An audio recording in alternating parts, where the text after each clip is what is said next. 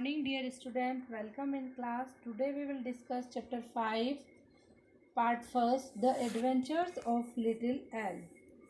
Adventures means उपलब्धियाँ या exploit. EXPLOIT. Synonyms. Little means छोटा, small. L is the nickname of Thomas L. Edison. Okay.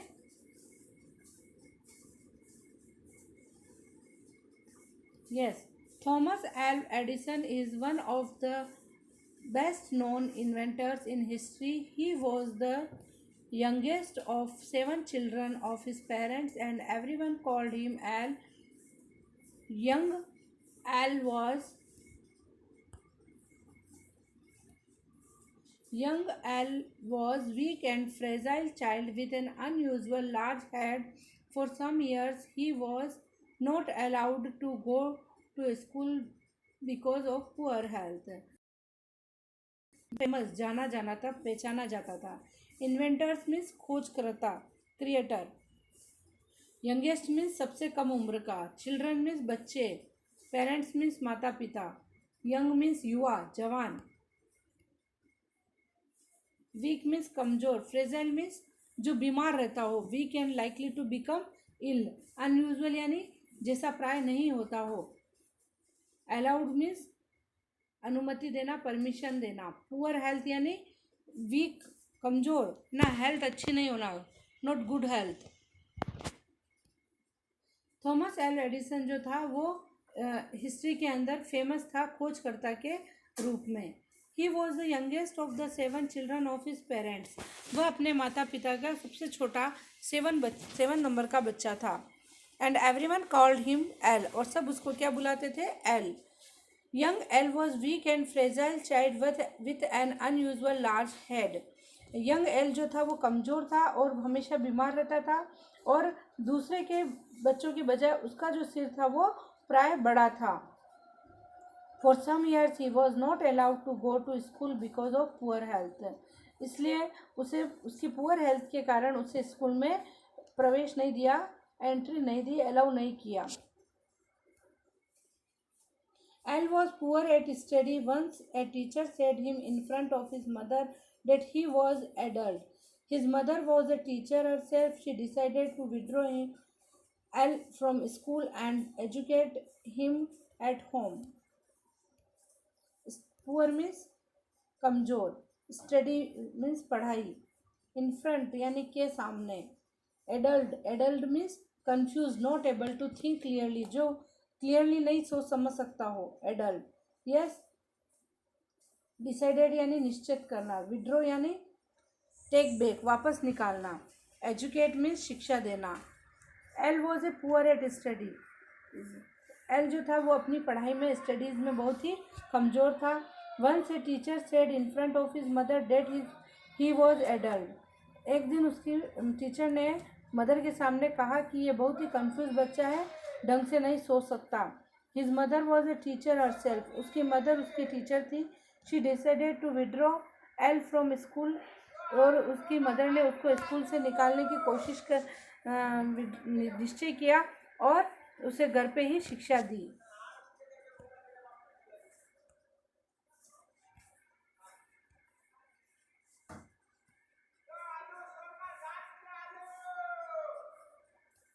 As a boy, Edison's curiosity and daring led him into unusual adventures.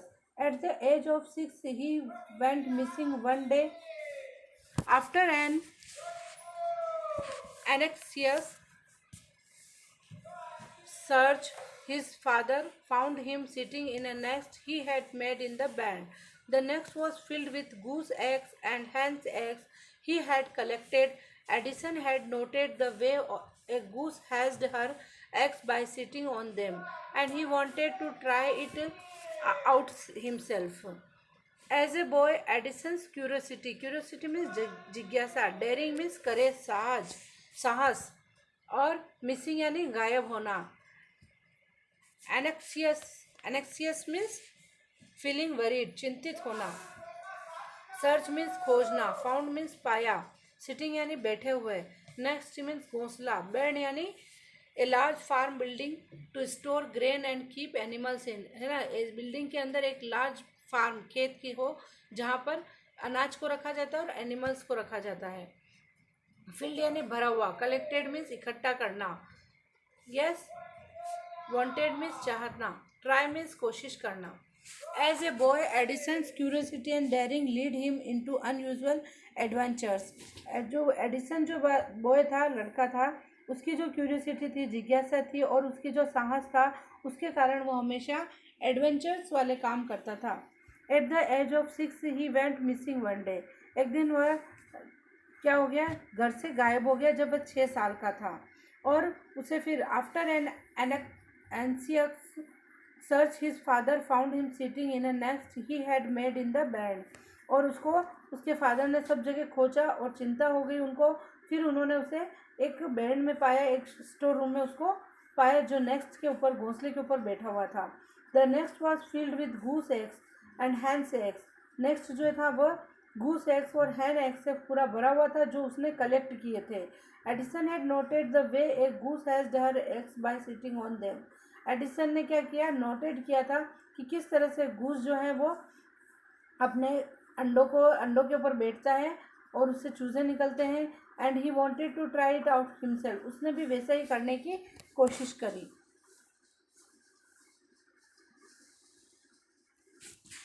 दो Edison did not attend school regularly. यद्यपि, though means यद्यपि, Edison जो है वो regular school attend नहीं करता था। He used to read every book in his search. His parents were educated and refined people with a good library at home. He read voraciously, mostly books on history and science. He even tried reading scientific books that were beyond the grasp of child. Yes.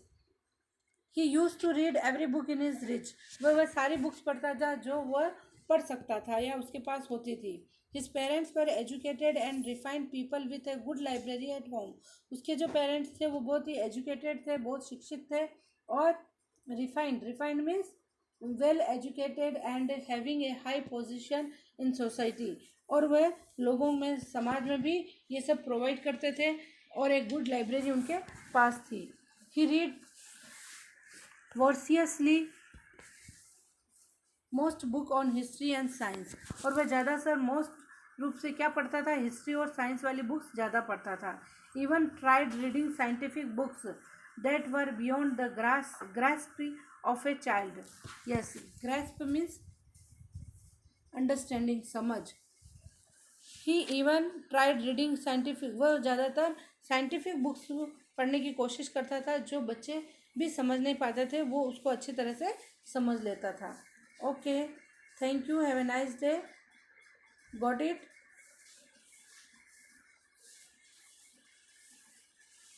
Thank you.